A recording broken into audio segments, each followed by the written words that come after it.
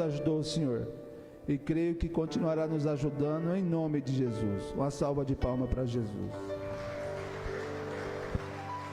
Amém.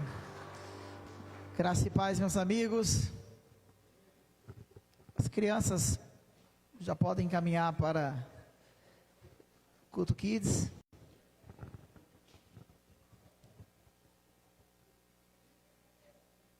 Quarta-feira, feriado, 7 de setembro. Dia de 7 de setembro, no Brasil, comemora uma data que ocorreu em 1822. Dom Pedro proclamou a independência do Brasil. Uma curiosidade, Dom Pedro morreu com 35 anos. Tuberculose. Olha, a enfermidade era muito difícil de se lidar e os cuidados eram precários. E eu quero convidar a igreja de terça para quarta, todos nós, em nossas casas, nós vamos fazer uma agitação no grupo de WhatsApp da IBI. Nós vamos levantar um clamor de 10 minutos com vocês, no mínimo, 11h50 até a meia-noite e pouco, nós vamos estar orando pela nossa pátria, pelo nosso Brasil, ainda mais por se tratar de um ano político. Amém? Posso contar com vocês? Já coloquei um período bem curto para você não pegar no sono no meio da sua oração. Então, com intensidade, sabendo o que está falando, nós vamos orar pela nossa pátria, de terça para quarta. Se eu posso contar com você, diga amém. Amém, meus amigos. Graças a Deus por isso. Vamos abrir a palavra de Deus, livro de Marcos. Orar é um exercício obrigatório para os cristãos. Às vezes você tem dificuldade de orar porque ora pouco. Quem ora bem, ora bastante. Quem sabe orar usando as palavras de maneira certinha, porque faz bastante esse exercício. Tudo aquilo que você faz constante, você faz bem. Quem tem constrangimento de orar, porque não sabe o que vai falar, é porque tem que treinar essa área na sua vida. Ora pouco. Não é a mensagem de agora, mas quando você tem pouco diálogo com uma pessoa, você tem pouco assunto. Quando você é amigo pessoal de alguém, encosta, já surge assunto que não para mais. Quanto mais afinidade você tem com a pessoa, mais assunto tem.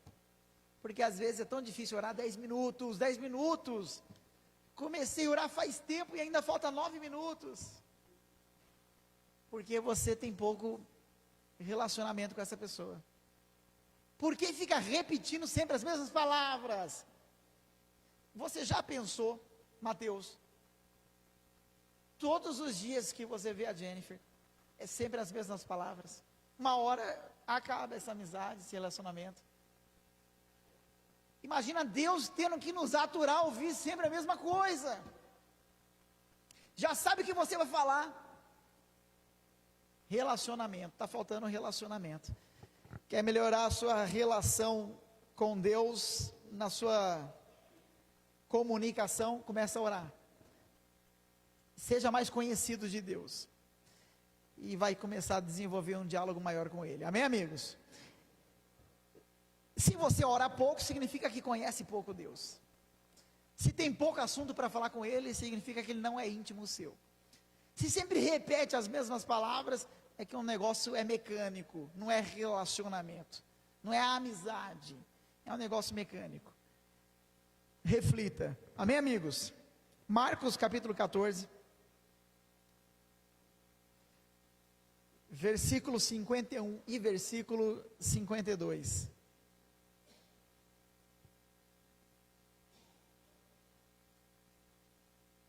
Evangelho por Marcos, evangelho escrito por Marcos. Aí que está. Evangelho escrito por Marcos, mas ditado por Pedro. Primeiro dos evangelhos. O evangelho escrito para os romanos. Um evangelho mais curto, mas um evangelho de ação, objetivo.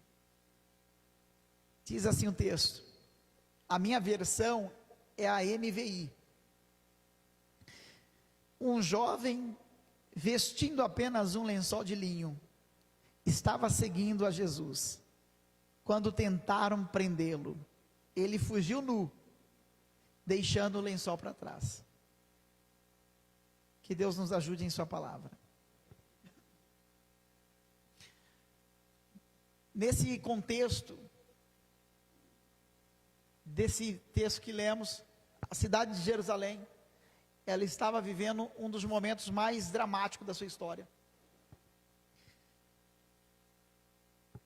Nas caladas da noite, as autoridades judaicas, bem como as autoridades romanas, estavam tramando um plano maligno, com a ajuda de Judas Iscariotes, para prender o carpinteiro de Nazaré, o meigo e nosso rabi da Galileia, o Filho de Deus, o Salvador do mundo, Jesus Cristo de Nazaré. Jesus, ele estava no Getsemane, travando uma luta, que o texto fala de um sangrento suor. Ele ora com forte clamor, ele chora, as suas gotas de suor se transformam em sangue, enquanto os discípulos dormem. O inferno, ele vai lançar contra Jesus as suas setas mais venenosas. Jesus geme, chora, Jesus soa sangue, mas ele vai se render completamente à vontade de Deus Pai, ao se dispor para ir para a cruz, morrer em seu lugar, em favor da igreja. Enquanto isso, o texto vai dizer que Judas, ele vai liderar uma turba de sacerdotes e soldados, que vão em direção a Jesus para prendê-lo. A história vai falar que houve-se pelas ruas o tropel dos cascos dos cavalos caminhando naquele horário singular. Muitas pessoas nessa hora vão se mover pela curiosidade do que está acontecendo, vão abrir as suas janelas de casa, outras vão olhar assustadas, ainda com a janela fechada, para que não seja vista. Mas diz o texto que um jovem, que entre os curiosos ele não vai se conter, do jeito que ele estava, dentro da sua casa, ele vai se enrolar em um lençol de linho fino, vai pular da sua cama, enrolado naquele lençol, e vai se infiltrar no meio daquela turba, para ver o que vai acontecer, naquele dramático espetáculo da prisão de Jesus Cristo. Repara, Júnior, ele não se apercebeu que o lençol não é roupa, ele não se deu conta que ele estava indevidamente vestido, e que ele poderia ser desmascarado, que ele poderia ser denunciado, que ele poderia ser exposto a um vexame. Ele viu quando Jesus chama Judas de amigo, ele viu quando Jesus dá o beijo da traição, recebe o beijo da traição, ele viu quando Pedro saca a espada e decepa a orelha direita de Malco, ele viu também Jesus restaurando, ele viu Jesus sendo voluntário, se entregando, dizendo que tinha chegado a hora. Ele viu Jesus também sereno, apesar de todo aquele drama, daquele contexto, daquele cenário. E naquele momento, ele começou a seguir a Jesus, O jovem com o lençol começou a seguir a Jesus. Este jovem é mais do que uma estatística na multidão, esse jovem é um símbolo. E eu quero pregar sobre o que representa esses seguidores ocasionais, o que representa esses discípulos de plantão. Ele decidiu seguir a Jesus, porém o fez sem medir as consequências. Ele não se apercebeu que ele estava enrolado apenas num lençol e ele estava sem roupa. Ele não percebeu que ele estava sem roupa própria para aquele momento. Pode-se dizer que deu uma amnésia moral naquele moço. Curiosidade, pressa, improvisão, inconsequência. Foram essas as misturas que fizeram daquele moço um discípulo sem compromisso, E eu chamo a sua atenção aqui nessa noite.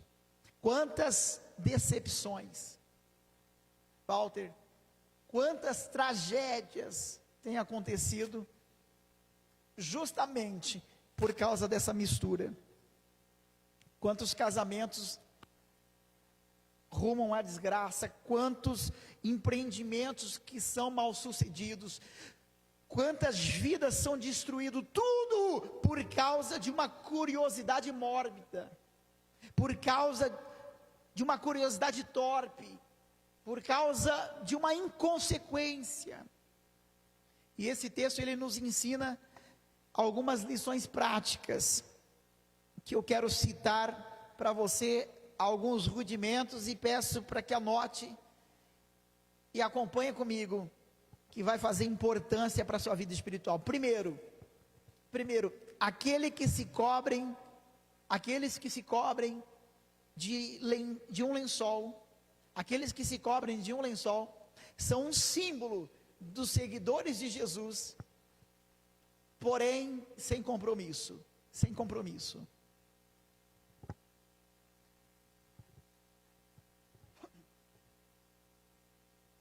Seguem a Jesus, mas não tem compromisso. A Bíblia nos mostra que o rapaz seguia Jesus. Ele se torna um discípulo casual naquele momento, mas ele não era um verdadeiro discípulo. Faltava compromisso com Jesus. E ele era um discípulo de improviso. Seguia Jesus movido pela curiosidade do que ia acontecer. Curiosidade tamanha que alguns olharam pela janela, outros abriram a janela. Ele não se conteve e teve que ir para ver o que ia acontecer. Mas ele não tinha aliança com Jesus. Eu vejo nisso duas síndromes comportamentais. A primeira, a síndrome do fica, porque não querem compromisso, não querem firmar raízes, não toleram o princípio da fidelidade, porque compromisso é fidelidade. Eu só quero ficar sem compromisso, eu não quero ser cobrado por fidelidade. No texto, aquele jovem, ele colocou o lençol só para ver por perto, e depois ele ia voltar para sua cama. A curiosidade era tanta que nem se vestiu. Era uma aproximação casual de Jesus. Nada de compromisso. E muitos estão assim hoje.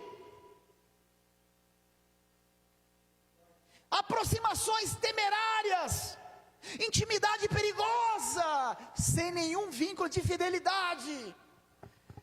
Muitos estão ficando com Jesus apenas numa noite de louvor. Muitos estão ficando com Jesus apenas numa adoração. Muitos estão ficando com Jesus apenas num culto de mulheres, mas sem compromisso, sem fidelidade a Ele. Vem à igreja apenas em ocasiões especiais, vem à igreja para estar pensam que fazendo isso, de certa forma, vai estar quites com Deus. Mas isso não é seguir a Cristo. Ser discípulo é muito mais do que ter emoções momentâneas. Seguir a Cristo é muito mais do que estar perto, estar dentro de uma igreja, estar fazendo parte de um louvor, estar cantando apenas. Seguir a Cristo é estar disposto a fazer a vontade do Pai, rejeitando a sua própria vontade. A segunda síndrome é a síndrome do controle remoto. Qual é essa metáfora? Eu vou usar essa ilustração, porque o controle remoto é o nosso instrumento de mudança, que nos dá autonomia total. Sentamos no sofá e a decisão de mudar de um canal está na ponta dos nossos dedos. Que controle absoluto! Ali, todos os canais à sua disposição, a hora que você quiser mudar. E o controle remoto, ele favorece muito o nosso descomprometimento. De que forma? Com controle remoto, perceba, não há fidelidade no canal. Se você não gostou da programação, é só mudar. Se falou uma coisa que você não quis ouvir, vai lá e muda. Se teve uma imagem que você não queria ver, muda a hora, não precisa nem se levantar. É só mudar. Com controle remoto, não há uma fidelidade de um canal. Há o interesse por tudo e há o interesse por nada ao mesmo tempo. Porque no final, tudo e nada foi visto. Essa mania de controle remoto, ela também acabou por se manifestar nos relacionamentos. Você já percebeu que as pessoas, presta atenção, elas não conseguem ficar muito tempo com a mesma namorada. Ela não consegue ficar muito tempo com o mesmo namorado. Ela não consegue ficar muito tempo com o mesmo marido. Ela não consegue ficar muito tempo com a mesma esposa. Ela não consegue ficar muito tempo com o mesmo carro. Ela não consegue ficar muito tempo no mesmo serviço. Ela não consegue ficar muito tempo com os mesmos amigos. Ela não consegue ficar muito tempo na mesma igreja. Como um controle remoto, é só mudar. É só mudar. Hoje os crentes dizem que Jesus os satisfaz, mas vivem insatisfeitos. Você pergunta, sempre tem um questionamento. Sem compromisso. Por favor, você não pode decidir o dia, a hora que quiser congregar. É no seu tempo. Vive à procura de coisas místicas, ou se delicia nos banquetes que o mundo lhe propõe. Paulo diz que os lucros do mundo, para ele, se tornaram lixo excreto, ao comprar a sublimidade do conhecimento de Jesus Cristo. Ele colocou na balança e se comparado, tudo que eu já aprendi não vale nada. O que mais as pessoas andam buscando ao nosso redor, você percebe? Prosperidade, saúde, riquezas, paixões momentâneas e não intimidade, não compromisso, não fidelidade. A maioria das pregações que você assiste nas igrejas televisivas são pregações direcionadas ao dinheiro, à cura física, àquilo que te satisfaz você e não ao que satisfaz Jesus Cristo. Quando suas expectativas não são atendidas, você pega o controle remoto da sua vida e muda. Abandona a igreja, fogem de Jesus, como na multidão de João capítulo 6. João capítulo 6, eles queriam fazer de Jesus se tornasse rei, queria fazer que Jesus nem ligou para eles, subiu para um monte, foi orar, eles foram embora, porque as expectativas deles não foram atendidas. Eles foram embora, porque as expectativas deles não foram atendidas. Estão indo para o culto, para suas expectativas serem atendidas, para você ser correspondido, e não para você mais prestar culto para Deus. O lençol não tinha amarração, o lençol não tinha costura, o lençol não tinha um cinto sequer. Quem está entendendo, diga amém. Eu vou usar um trocadilho por isso. É justamente por isso que ele se viu em maus lençóis. Já compromisso, o que é compromisso? É amarração. Estou amarrado, já ouviu isso? E agora você se amarrou, né?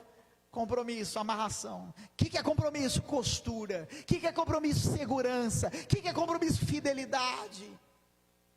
Vivemos hoje uma geração de comodidade, uma geração de menor esforço possível, uma geração de consumidores de igreja, consumidores de Jesus. Poucos que têm a oferecer, só querem receber, só querem ser recebidos, só querem ser os superstars da igreja, e se alguma coisa não te satisfaz, muda.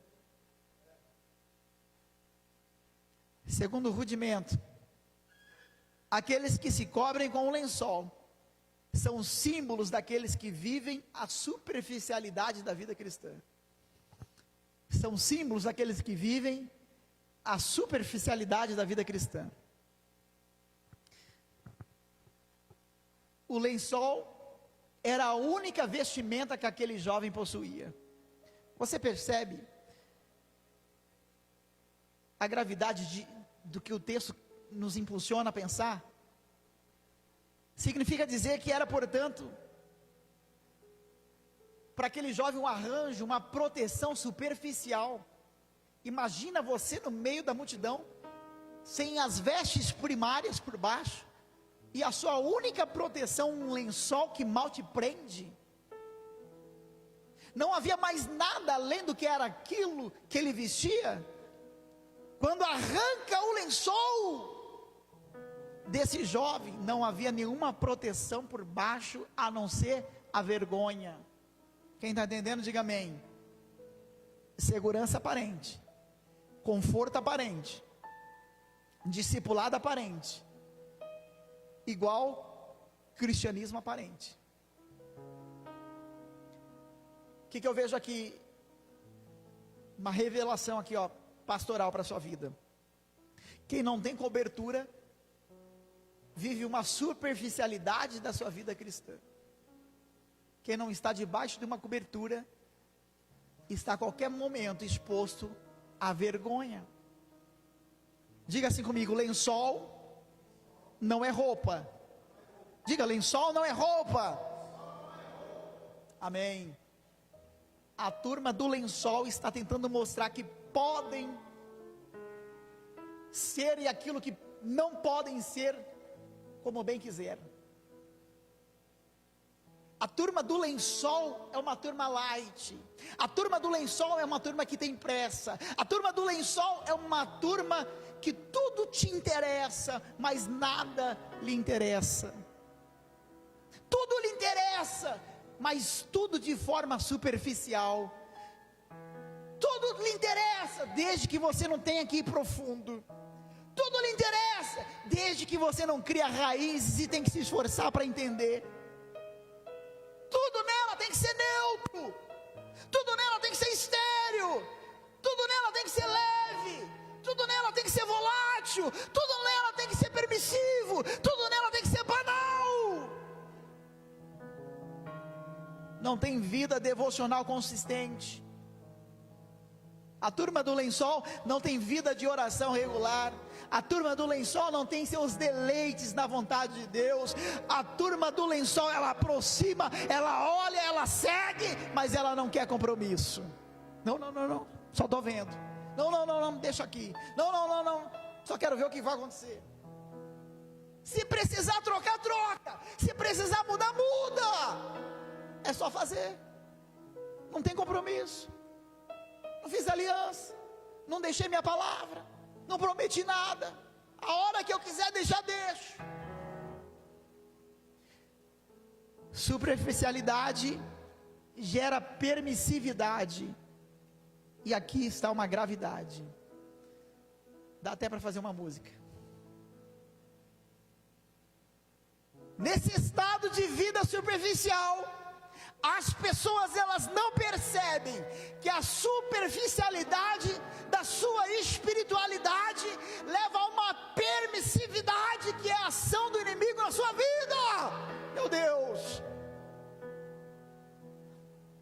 E quem a isso se submete, se torna totalmente frágil. Quem a isso submete, se torna totalmente permissível.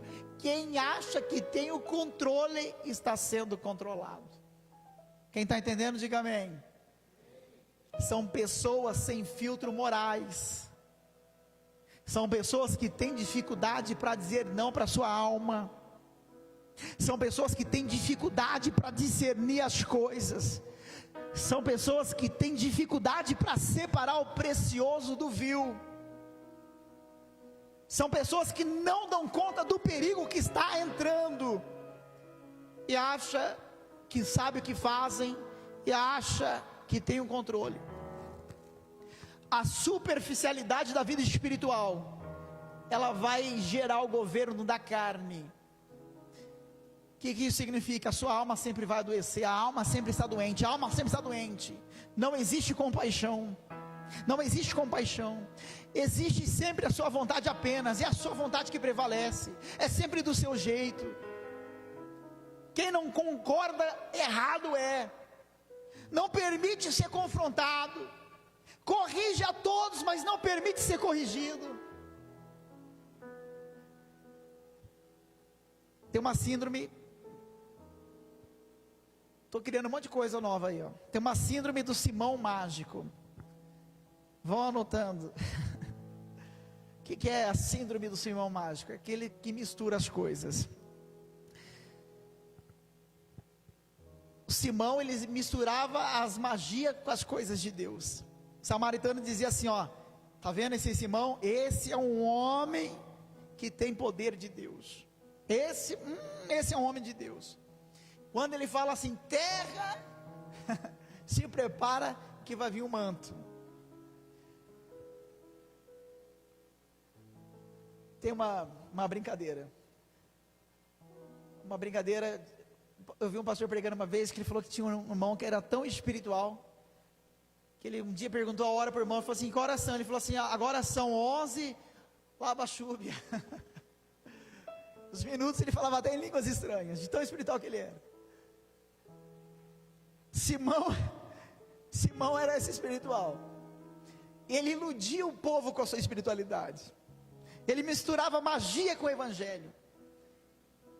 Porém, Simão, ele tinha interesse no lucro. Eu vou falar uma coisa para você, sabe quem foi Simão no texto? Muito sério. Simão, ele abraçou a fé. Simão, a palavra fala que ele foi batizado. Simão, ele passou a acompanhar os discípulos na evangelização. Simão, ele foi no encontro com Deus. Simão, ele foi na escola de discípulos, mas ele nunca foi convertido. Nunca. Estava vestido de roupa de crente, parecia crente, falava como crente, mas não era crente. A turma do lençol, ela se impressiona com aquilo que vê. Ela se deixa levar por enredos mágicos, só por causa de meia dúzia de palavras de línguas estranhas que a pessoa fala, mas não está firmada na palavra. Não está firmada na palavra. Terceira observação para você anotar: aqueles que se cobrem com lençol são um símbolo daqueles que preferem o que dá certo em lugar do que é certo. São um símbolo daqueles que preferem o que dá certo no lugar de fazer o que é certo. O moço do lençol fez exatamente isso, preste atenção. Não era certo sair de lençol, mas naquele momento deu certo sair com lençol. Era noite. E tem um ditado que fala assim, ó, à noite todos os gatos são pardos. À noite dá para enganar, à noite passa desapercebido. Naquela época, os homens nas suas vestimentas, eles usavam roupas compridas. Igual vocês assistem nos teatros que fazem na igreja. Então, se ele pegasse um lençol, enrolasse o lençol no corpo, à noite parecia uma vestimenta como qualquer homem naquele momento. A escuridão favorecia o arranjo, a escuridão favorecia a improvisação, A escuridão, ela favorecia o jeitinho. O moço pensou assim, talvez: como ninguém sabe, ninguém está vendo, então eu vou fazer. Ninguém está assistindo, então eu vou fazer. Sabe o que eu vejo? Que nem sempre o que dá certo é o certo a ser feito. Nem sempre o que dá certo a fazer é o certo a fazer. Amém ou não amém? Sua ética é ética de momento. Quem pensa assim, vive uma ética de conveniência. Quem pensa assim, vive todo o tempo querendo dar um jeitinho para se favorecer. A Bíblia diz, 1 Coríntios 10, 23, que nem tudo que é lícito nos convém a fazer. O que quer dizer? Deixa eu fazer uma pergunta aqui para você. A bebida alcoólica é uma coisa ilícita? É crime bebida alcoólica? Não. É lícito? É lícito, mas não convém para os filhos de Deus. A pornografia é crime. Quem faz vídeos de pornografia são criminosos? Não. É lícito, está em revista, está em locadora, está em internet, é lícito, mas não convém. O adultério é crime. O adultério, para quem não sabe, o adultério já foi crime desde a época de Moisés. E Moisés, aquele que pego em adultério deverá ser apedrejado até a morte. Pegaram uma mulher e um homem adultério, trouxeram só a mulher. Todo mundo com pedra para apedrejar, trouxeram Jesus para fazer o julgamento. Cadê o homem dessa história? Eu brinco dizendo, talvez estava com uma pedra na mão tentando sair por desapercebido. Adultério não é crime, mas não convém. Nós estamos, nesse sentido, meu amigo, presta atenção, nós estamos adaptando demais alguma coisa que dá certo no mundo, que a gente pensa que é certo a fazer. O nosso filtro moral está se perdendo, está se misturando.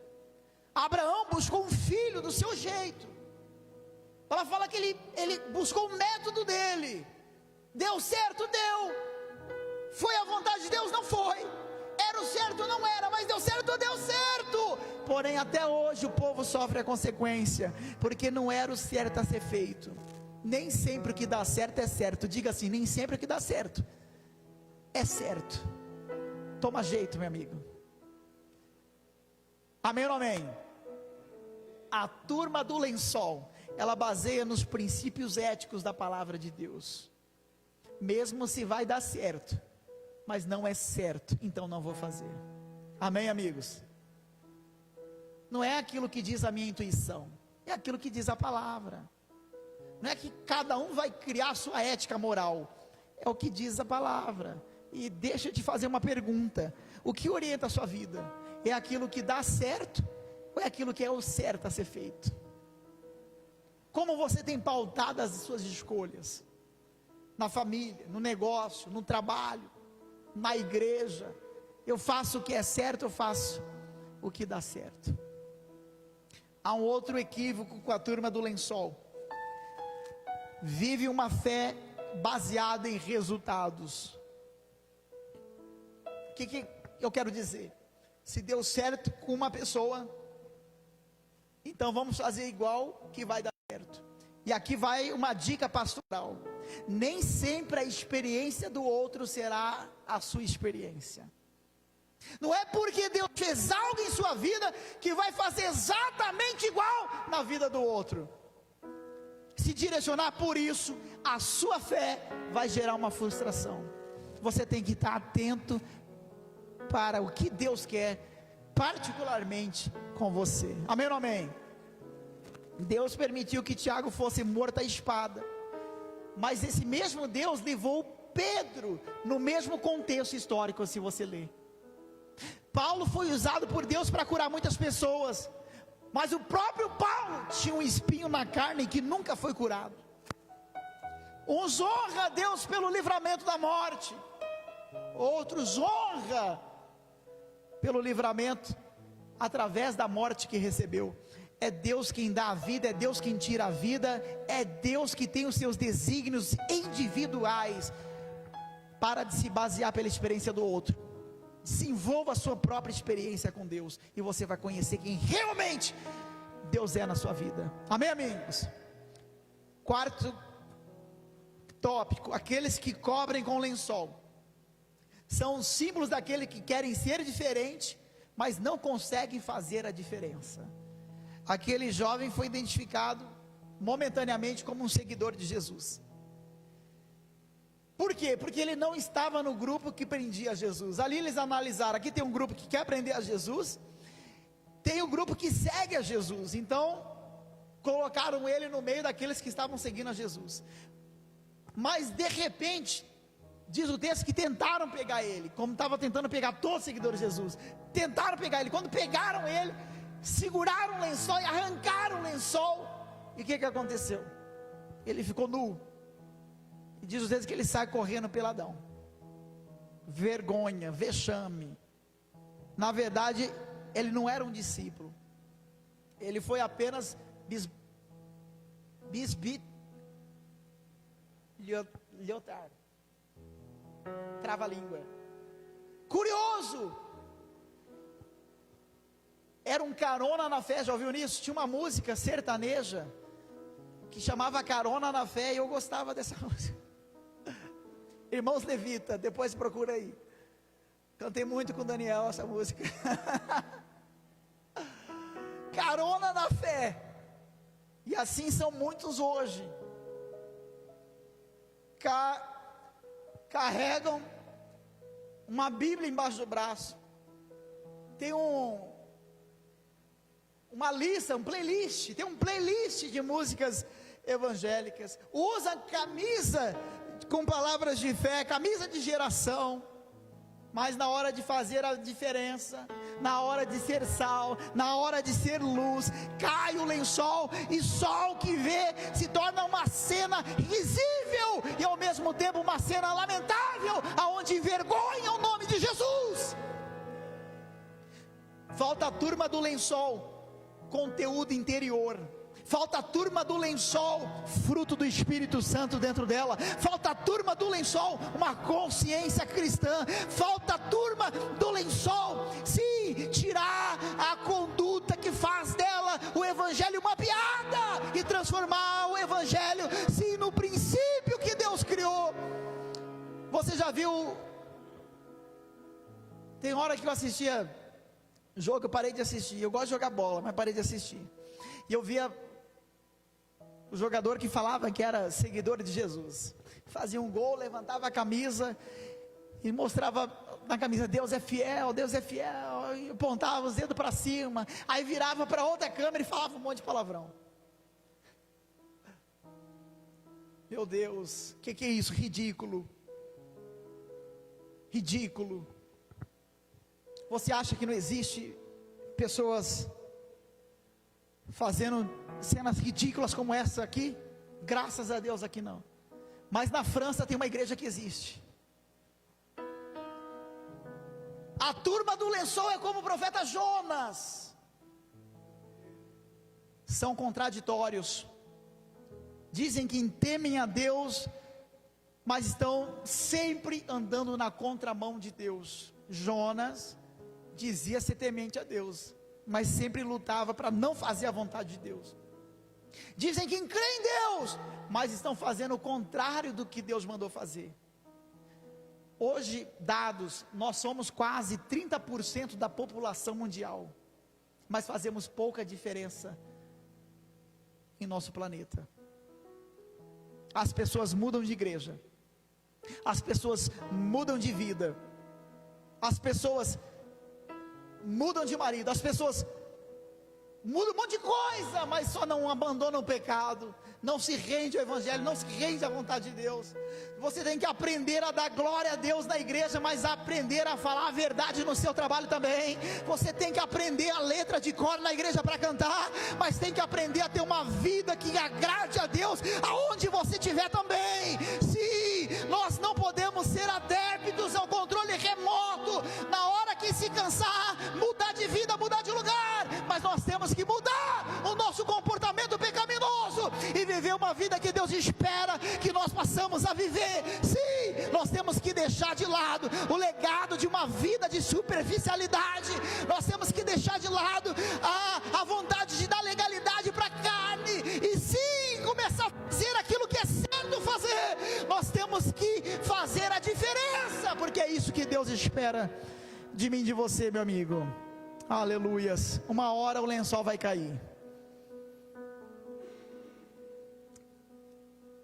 Sim, Jesus. 5. Aqueles que cobrem com lençol são um símbolo daqueles que estão desprovidos do poder quando precisam se defender. O jovem precisou de defesa quando foi atacado. E olha aqui para mim. Perceberam que ele não era da turma que veio prender Jesus. Viram que ele era da turma que estava seguindo a Jesus. Pega ele. Grudaram no lençol. Tentaram pegar ele. E quando ele foi atacado, ele precisou usar as mãos para se defender.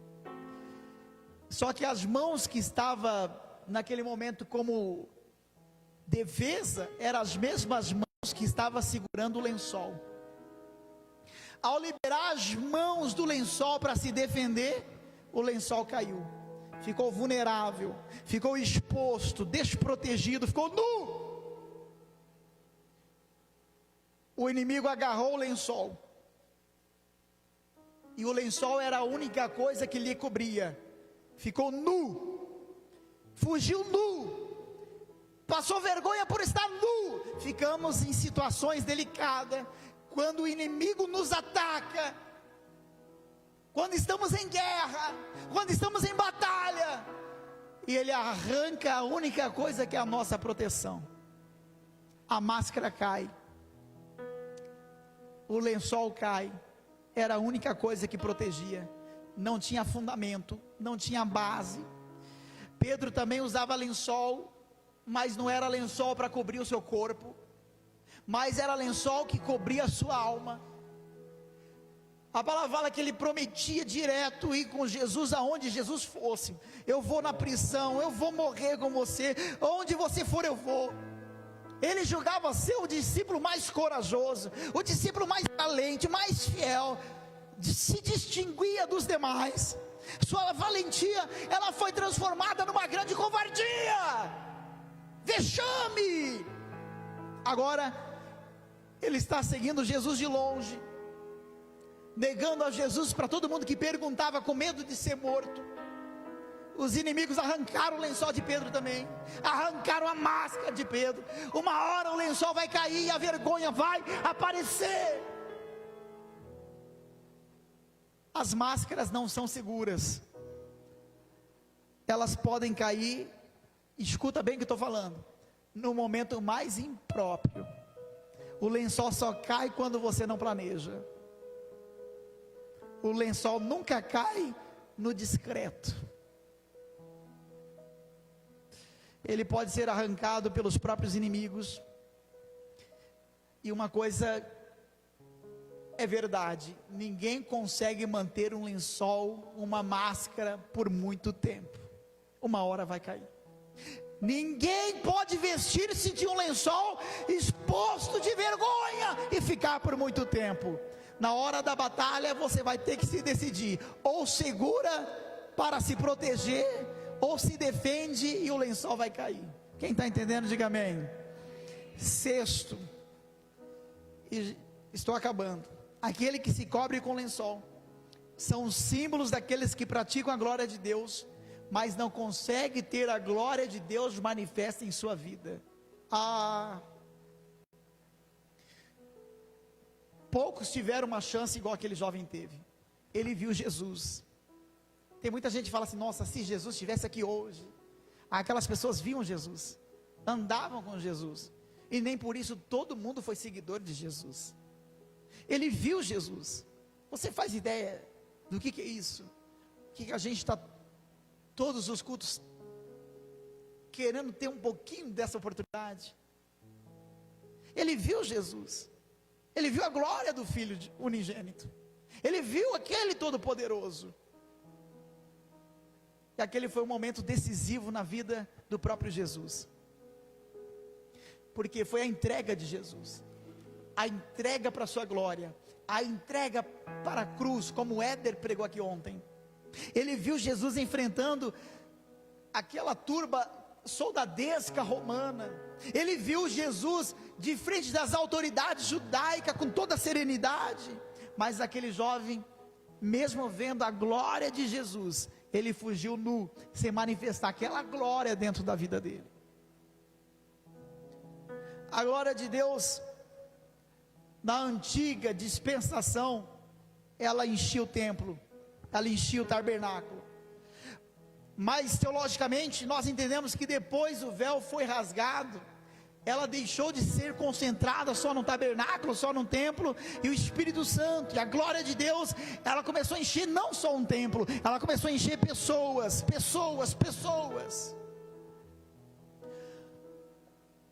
Uma certa feita, uma pessoa toda empolgada, chegou para mim e falou assim: pastor, nós temos que ir no monte, porque você não vai acreditar, pastor, eu fui no monte e eu vi um graveto fluorescente, iluminado pela glória de Deus no monte. O que eu quero que vocês entendam é que essa glória não é para ser manifesta no cenáculo, essa glória não é para ser manifesta no tabernáculo, essa glória não é para ser manifesta no templo, essa glória não é para ser manifesta nessas cadeiras bonitas, essa glória não é para ser manifesta no microfone ou em outros objetos desse ambiente. Essa glória, esse fogo, eles estavam sobre os crentes, sobre aqueles que seguiam de fato Jesus Cristo, e eles estavam sendo incendiados a ponto de incendiar uma geração, a ponto da onde eles irem as pessoas se renderem ao amor desse Cristo. Sim, não é pelo graveto. Hoje as pessoas querem ver a glória de Deus se manifestando, mas não se permite que essa glória se manifeste na sua vida. Essa glória, ela é um espetáculo de ambiente, mas ela não faz parte do seu comprometimento. Sim, lençóis que estão sendo vestidos de maneiras temerárias. A turma do lençol está apagada, porque ela busca somente ver a glória de Deus, e não ser parte dessa glória de Deus. Oh, aleluias. Não entendam mal, mas eu não quero abrir meus olhos, sem perceber, sem ver aqueles espetáculos pré-montados. Eu quero abrir meus olhos e identificar uma espontaneidade do poder de Deus na vida de cada um. Eu não quero ver um abrir de boca só porque a música é bonita e eu costumei cantar, mas porque o meu espírito se relaciona com o Espírito Santo, que me leva de forma incontrolável a declarar e manifestar essa glória que está acontecendo dentro de mim. É algo que não tem controle. Eu não preciso ser impulsionado pelo ministro para fazer alguma coisa. Eu não consigo me controlar e eu quero manifestar aquilo que eu estou sentindo. Eu não preciso declarar, porque hoje é um dia especial de evangelização, mas eu tenho que falar, porque o que Ele está fazendo dentro de mim, eu tenho que compartilhar, eu tenho que manifestar. Não é uma glória que eu assisto, é uma glória que eu vivo, não é uma glória que eu vejo nas pessoas, é uma glória que eu tenho dentro de mim. Aleluia. As pessoas buscam satisfação de entretenimento em culto, sem perceber, virou um lugar legal de ir, e se não está legal, o culto não agrada. Ah, hoje o culto não foi bom, e vai buscar uma outra atração. Querem ser satisfeitas, querem ser atendidas. O culto tem que agradar a pessoa. Meu Deus, os valores espirituais estão se invertendo. Participam da glória, mas a glória não se manifesta nela. Para finalizar, quais são as vestimentas espirituais apropriadas para um seguidor de Cristo? E aqui eu tenho mais 10 tópicos, mas eu não vou falar, senão você vai embora. Amém, amigos? Vou falar algumas. Vestes de louvor e não lençol. Isaías 61:3 diz assim: e dar a todos os que choram em Sião uma bela coroa em vez de cinza, óleo de alegria em vez de pranto, vestes de louvor em vez de espírito de tristeza. Oh, aleluias. Usar veste de louvor não é apenas caminhar pela vida cantando, mas é viver de uma forma que agrada a Deus, e Deus canta. Quando canta, nós cantamos porque ou estamos tristes ou estamos muito alegres. Imagina Deus cantando pelo seu comportamento, cânticos de alegria, ao invés de viver sob manto de tristeza, ao invés de viver um espírito deprimido, um espírito angustiado. Quando entrar dentro da igreja, entre para exaltar e glorificar a Deus acima de toda circunstância. Deus não quer saber se você foi desempregado, Deus não quer saber se tem alimento, se não tem, Deus não quer saber se brigou com a esposa, não brigou, Deus não quer saber se o filho está desobediente, Deus quer ser adorado. Sim, quando você entrar dentro da presença dele, adore a ele, se esquece tudo lá fora e participe dessa veste de louvor. Xarabandarabá. Vestes de salvação e não lençol. Isaías 61:10 diz assim: é grande o meu prazer no Senhor, a alegria da minha alma em meu Deus, pois Ele me vestiu com vestes de salvação, e sobre mim pôs um manto da justiça. Qual noivo que adorna a cabeça como um sacerdote? Qual noivo assim enfeita com joias? Meu Deus! Você não pode apenas aparentar ser um seguidor de Cristo. Você não pode só ver a caravana passar e seguir para ver que barulho vai dar. Você não pode assistir um espetáculo e não fazer parte desse enredo. Estar presente no meio da multidão não significa que você é discípulo. Vestir a camisa da geração não significa que você é discípulo. Aleluia, certifique-se de que você já veste a veste de salvação. E ele dá hipérboles de comparações. É como o adorno da cabeça do sacerdote, é como a veste de joias quando se prepara uma noiva. A veste da salvação tem que ser uma empolgação literalmente dentro de você. Meu Deus, eu sou salvo em Cristo. Terceira e última, vestidura branca dos remidos e não lençol. Apocalipse 3:5 fala: o vencedor será igualmente vestido de branco. Jamais apagarei o seu nome do livro da vida, mas o reconhecerei diante de Deus meu Pai e diante dos seres celestiais. A veste branca dos remidos fala da justiça de Cristo que foi imputada por nós. Nossa justiça, aos olhos de Deus, ela se desfaz diante de toda imundícia que carregamos. Amém, amigos? Quando nós vestimos a vestes brancas de salvação, de remidos, Ele tira toda aquela veste suja. Sim, toda aquela desproteção vira proteção. Cristo, Ele tira todos os farrapos, todos os retalhos, todas as emendas, e Ele nos coloca como uma veste branca, limpa, pura, com símbolo de justiça. E Deus olha para nós e vê essa justiça, graças a Deus. Por isso não há mais condenação para aqueles que estão em Cristo Jesus. 2 versículos para você e eu finalizo a mensagem. Apocalipse 16:15. Bem-aventurado aquele que vigia e guarda as suas vestes, para que não ande nu e não seja você a sua própria vergonha. 1 João 2:28. Filhinhos, agora pois, permanecei nele, para que quando ele se manifestar, tenhamos confiança, e dele não nos afastemos envergonhados diante da sua vinda. Amém, meus amigos? Qual é a veste que você está vestida? Se coloque em pé e eu quero orar por você.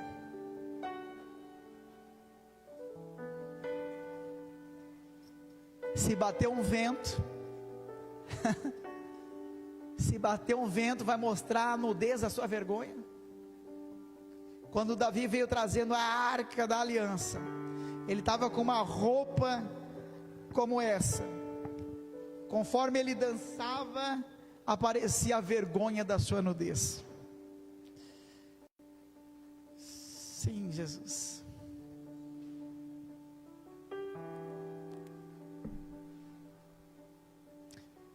Que roupa você está vestindo na presença do Senhor? Que Deus tenha misericórdia de nossas vidas, porque lençol vai te deixar num estado de vexame. O lençol, uma hora, sem você menos esperar, vai cair. por favor, não faça disso a sua vestimenta. Oh, aleluias. Xaramandarabasuriamandá. Feche seus olhinhos. Pode.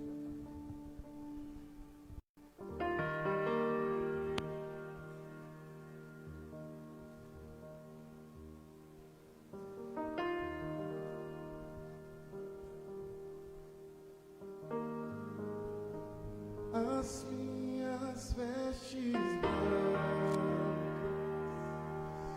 estou só te esperando, vem, vamos dançar.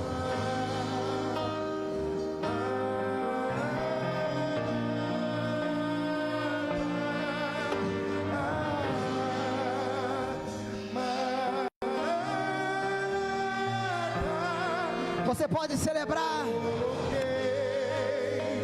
As minhas vestes brancas, estou só te esperando, vem, vamos dançar.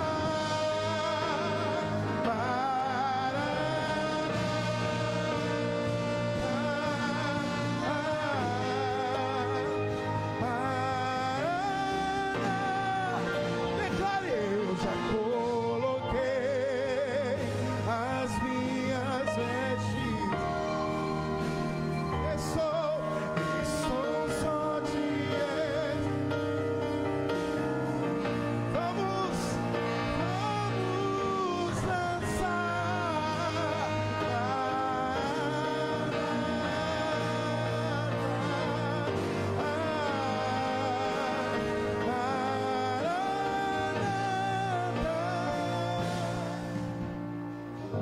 Você pode glorificar Ele.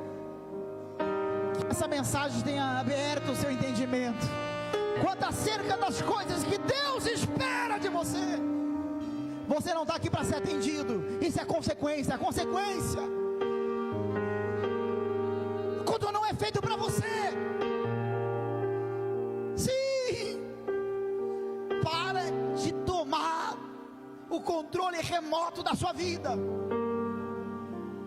Uma hora essa mudança pode não ter volta. Está na hora de você deixar Deus reger a sua vida. Você faz as coisas que bem pensa, muda a hora que quer, decide o que quer, não consulta Deus, aí depois convida Deus para solucionar o seu problema. Pecado tem que ser confessado. Não põe embaixo do tapete. A sujeira não pode ser escondida. E Deus está aqui para te ouvir. Ah, meu Deus. Você primeiro tem que confessar seus erros.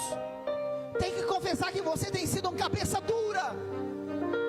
Tem que confessar que você não é discipulável. Tem que confessar diante de Deus. Senhor, eu confesso, eu não aguento ser repreendido. Eu não aguento, meu Deus, quando falam em coisas que eu sei que eu estou fazendo. Meu Deus, eu não aguento ouvir. Você tem que confessar seus pecados. Você tem que confessar suas fraquezas, para deixar Deus reinar na sua vida, meu amigo. Qual é a veste que você tem vestido? Uma hora essa proteção vai cair.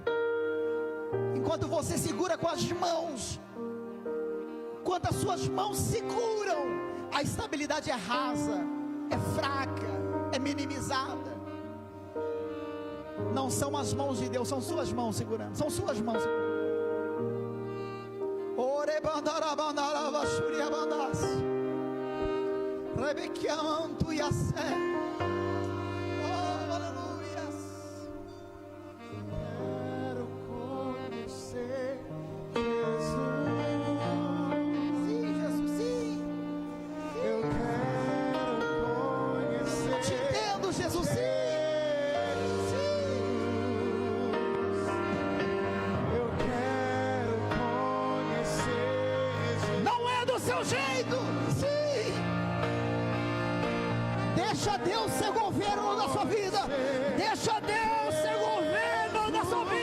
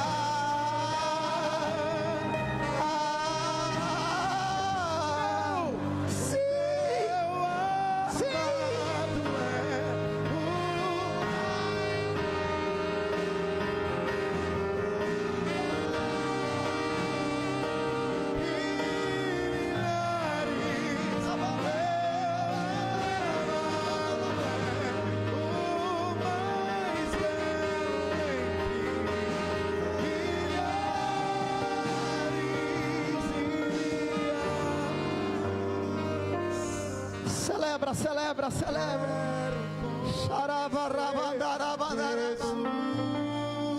Oh, obrigado, Jesus. Eu quero conhecer. Deixa de segui-lo apenas. Vive a intensidade do seu evangelho. Deixa de andar atrás dele só para ver o que acontece.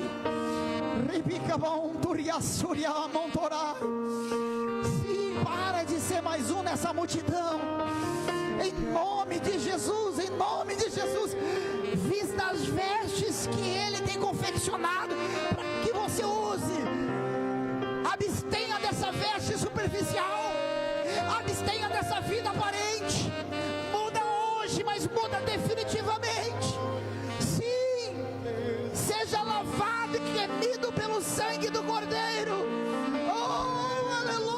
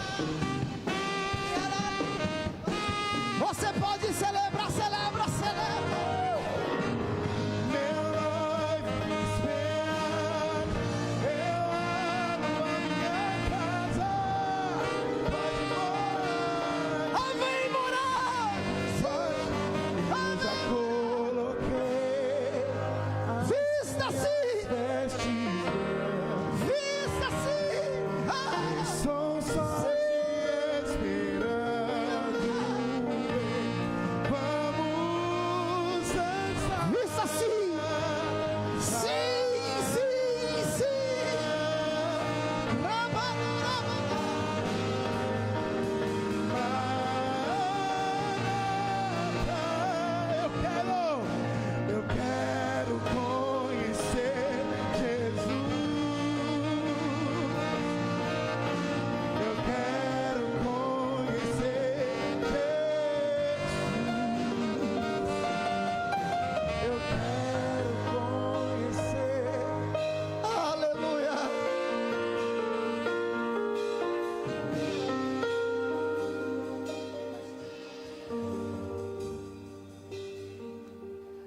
Aleluias. Para eu terminar, aleluias, de olhinhos fechados, quero convidar você para vir aqui na frente, para trocar de vestes, aleluias, como um ato profético, aleluias. Sim, Jesus, sim.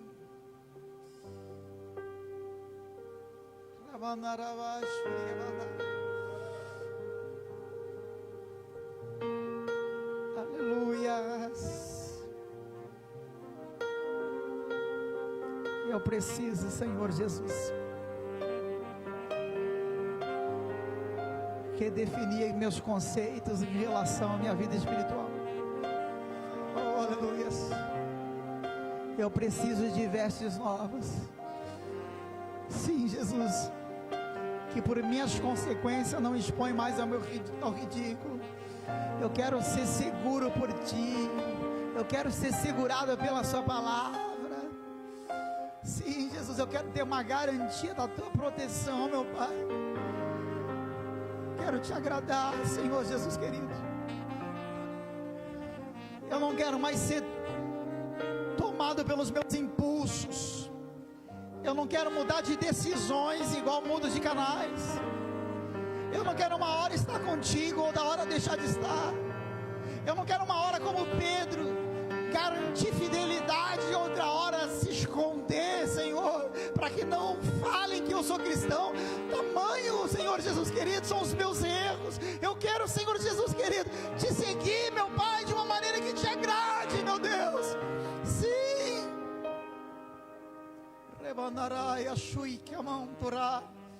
Aleluias. Troque as suas vestes, sim, de responsabilidades espirituais. Aleluias. Deus está falando com você nessa noite, e eu quero orar por você. Eu preciso que você entenda a voz do Senhor e aceite essa oportunidade.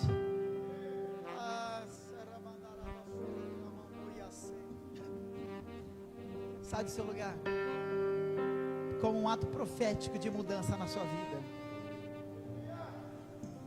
Sim, Jesus, de olhos fechados.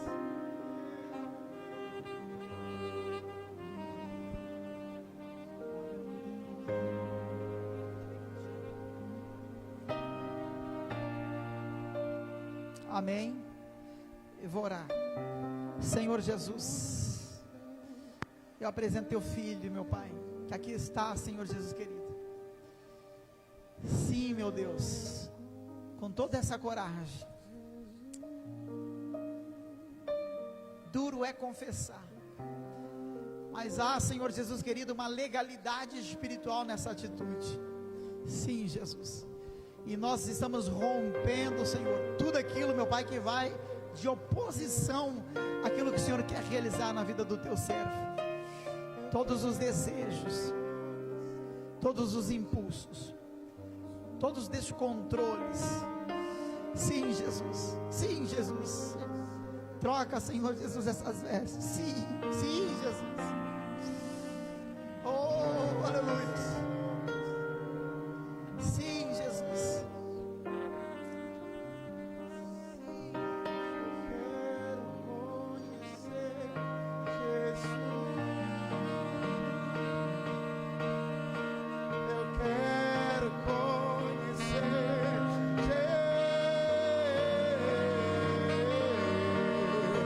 Eu quero conhecer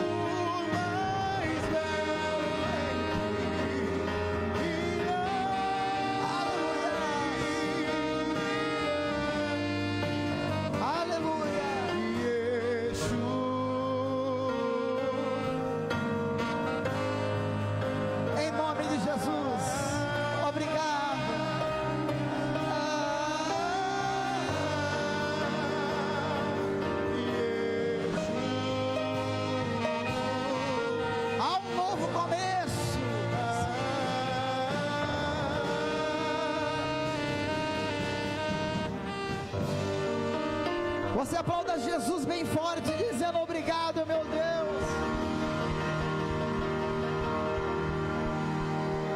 Amém. Tem algum aniversariante dessa semana que passou em nosso meio aqui? Quero orar por você. Tem alguém que fez aniversário? E ore. Amém, amigos. Lembre, terça para quarta temos um compromisso coletivo. Deus abençoe sua vida. Fico orgulhoso em ver você aqui, nesse frio atípico. Quem está feliz com esse frio aqui é só a Isilda, a Esther e o Elias. Os demais eu sei que estão sofrendo. Deus abençoe. Amém, amigos. Tenha uma excelente semana. Estou feliz demais em compartilhar esse momento de bênção com vocês. Que o Senhor te abençoe e te guarde. Que o Senhor faça resplandecer o seu rosto sobre ti. Que o Senhor tenha misericórdia de ti e te dê a paz. Tenha uma semana extraordinária. Terminado em nome de Jesus. Amém.